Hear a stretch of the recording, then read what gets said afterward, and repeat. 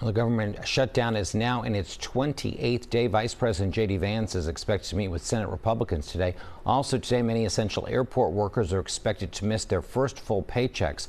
Lawmakers are reportedly considering focusing on narrower bills this week, which include measures to pay air traffic controllers and military members.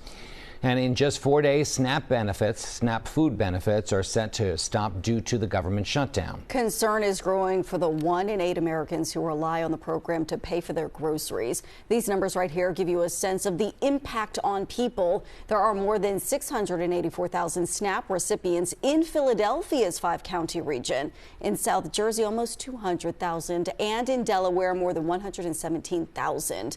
The Philadelphia nonprofit Community Legal Services has been fielding calls from clients about the issue. They're also working now to dispel rumors. If they have benefits left over from October, they should be able to use those benefits throughout November. That's money that's already been appropriated. It's been put on their card. So we definitely do not want people rushing out to try to use up their benefits at the end of October, thinking they're not going to be able to buy anything in November. We have no confirmation of that. Mackenzie Libby is an attorney with that nonprofit. She tells us once the shutdown is over, November benefits are expected to go out retroactively.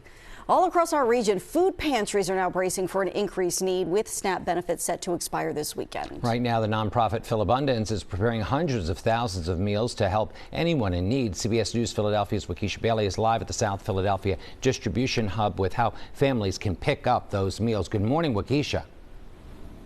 Yeah, good morning, Jim, Jan. That's right. We're here at Philabundance with what families need to do right now if they are concerned, looking at their accounts, and those SNAP benefits are really dwindling. So we've got Loree joining us right now along with Dorothy. And Loree, let's start with you. You guys have been preparing for this for some time now. We have been preparing. We want to make sure we're supporting government employees and also SNAP recipients in the event of the lapse of SNAP. So far, we've already got 5 truckloads of food in. We've spent over $100,000 to do that. We plan to spend more. We are planning to distribute 600,000 more meals in November than we did last November. Wow. That number is really startling. And people who are watching this morning that may have never ever been to a food pantry, Dorothy, what is it that they're supposed to do right now when they're listening to this?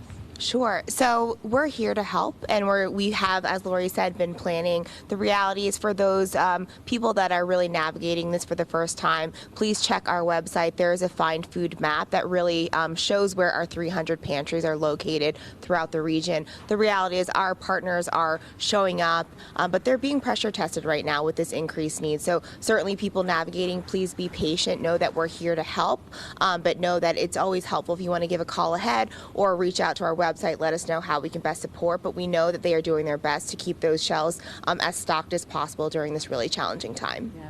One of the things that we were talking about is that a lot of these people who are, SNAP benefit recipients, government employees, they've never been to a pantry. What does that look like?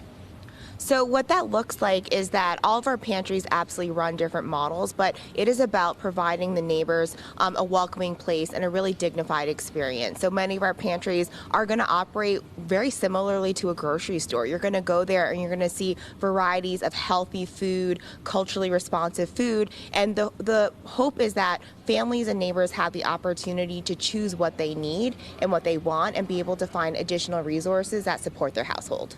Thank you both for being with us, and you're going to hang out with us for the rest of the morning. Loree, any closing words that you want to say to our viewers? We're so grateful to viewers in our community. We'll only be able to support people because of the great support we get. So we encourage people to visit our website to see how they can donate or volunteer with us. Yeah, and that is very important, especially as we're coming up on these very challenging times. So all throughout the morning, we're going to have this number on the screen where you can check out where is the local pantry for you. All you have to do is put in your zip code, and then a list of pantries will come up, and we'll talk more about that in the next hour. Sending it back to you guys in the studio. All right, Wakisha, thanks so much. Program to pay for groceries. These numbers give you a sense of the impact on the people. There are more than 684,000 SNAP recipients in Philadelphia's 5-county region. In South Jersey, almost 200,000, and in Delaware, 117,000. The Philadelphia nonprofit Community Legal Services has been fielding calls from clients about the issue. They're also working to dispel rumors. If they have benefits left over from October, they should be able to use those benefits throughout November. That's money that's already been appropriated. It's been put on their card. So we definitely do not want people rushing out to try to use up their benefits at the end of October, thinking they're not going to be able to buy anything in November. We have no confirmation of that. Mackenzie Libby is an attorney with the nonprofit. She tells us once the shutdown is over, November benefits are expected to go out retroactively.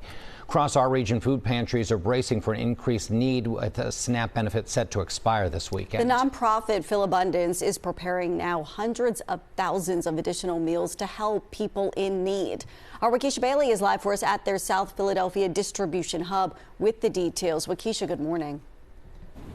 Yeah, good morning, guys. Well, huge concern, especially as people are looking at their accounts and seeing that money dwindling. And, you know, we are here at Philabundance. We have Loree and Dorothy here, and you guys are seeing this firsthand. How is Philabundance prepared to help families, and really, what are you experiencing right now? Yeah, as you just heard, the numbers are really astounding when you think about how many people in our region are food insecure. 815,000 are SNAP recipients. On top of that, there's 62,000 workers, federal workers, who are not getting their paychecks for the second time now. So it's a lot of people. So we're preparing to do what we always do. We're part of the social safety net with our 300 partners. So we're preparing to distribute 600,000 more meals just in November alone. And we want to keep that up for the next 3 months with the support of the public. And when we're talking about recipients, federal employees, many of them have never ever been to a food pantry. What can they expect, and what can people do right now? Sure. So I think what is really the most helpful resource right now is to go to our website, or there's a phone number to text to really put in your zip code to really see where we have those Philabundance partners right now. The reality is that we could not do this work without our partners, so absolutely a huge thank you and appreciation for them showing up every single day. All of our partners are going to be able to tell you their hours, the different ways that they distribute food, and I think to those that are really navigating this for the first time, a lot of our pantries really are working towards a really welcoming environment. They know how stressful this is. They know how challenging it is, and they're there to help. So in addition to being able to go and pick up the food that your family and your household needs, you may be also able to find some resources as well.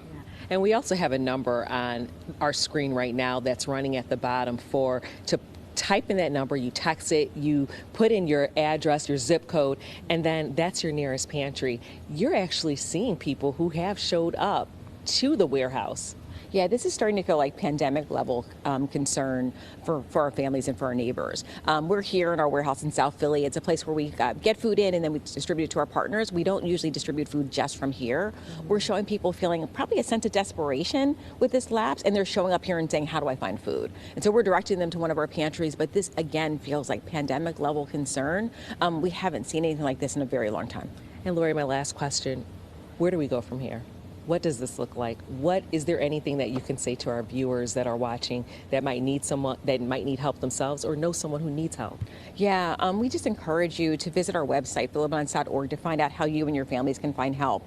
And then also sign up for our advocacy newsletter. The reality is that we're experiencing the government shutdown on the federal level and a state budget impasse here in Pennsylvania, and it really is putting a strain on the social safety net for the people and for the providers like us. And so we definitely encourage everybody to call elected officials at every level and have them help our neighbors.